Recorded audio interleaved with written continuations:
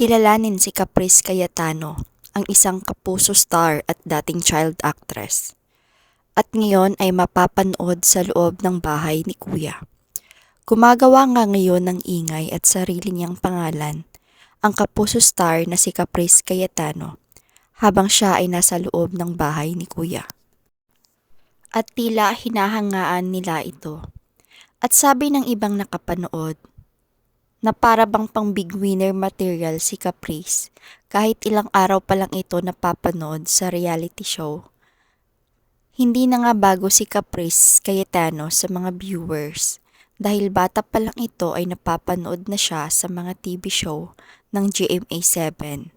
Una siyang lumabas sa Poor Señorita bilang support role noong 2016 at kasunod naman ang Kambal Karibal noong 2017 na mas nabigyan siya ng pagkakataon at ginampanan niya ang batang bersyon ni Crisilda na karakter ni Pauline Mendoza. Mula noon, napapanood na siya sa mga drama series ng Mulawin versus Rabina as Tagaktak, Daig Kayo ng Lola Ko as Pinang at Prima Donnas noong 2019 as Young Donna Bell. Caprice sa kanyang pag-arte, lalo na noong sabihin ng taga-Sparkle Workshop team na isa siya sa standout student noong nag-workout ito. Kasalukuyan din siyang mapapanood bilang Jessica sa noontime series ng Cruz vs. Cruz. At sa pagpasok niya sa bahay ni Kuya, mas lalong nakilala si Caprice Cayetano at madaming viewer na nagsasabi na napalaki siya ng maayos at mabuting bata si Caprice ng kanyang mga magulang.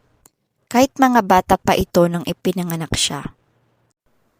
Galing din si Caprice sa isang successful na family dahil ang kanyang ama ay ang kilalang si Chef George Mendez na nagmamay-ari ng isang Japanese restaurant, Mudan. At isa din itong executive chief and creative director ng Italian casual dining ng Cebu. Pero isa sa pinakamalaking sumusuporta ngayon kay Caprice ay ang isang matibay na fandom na sumikat na love team noong 2015. Naalala kasi siya bigla ng mga viewers nang balikan nila ang kwento ng Aldab. Ang love team na pinasikat ni na Alden Richards at Maine Mendoza na nagsimula sa noontime show ng Eat Bulaga. Sa mga nakapanood ng kanilang story noon sa Kalye Serye segment ng programa, masasabi talaga na isang phenomenal journey ang pinagdaanan ng dalawa. At umabot pa ito sa kasalan at nagkaroon din sila ng kambal na anak at isa nga doon ang batang si Caprice. At habang sinusubaybayan si Caprice Cayetano sa loob ng bahay ngayon ni Kuya, mas madami ang humanga sa kanya dahil ang matured na nito mag-isip at mabait na bata pa. Ano ang pinaka-ipinagmamalaki mo sa kanila?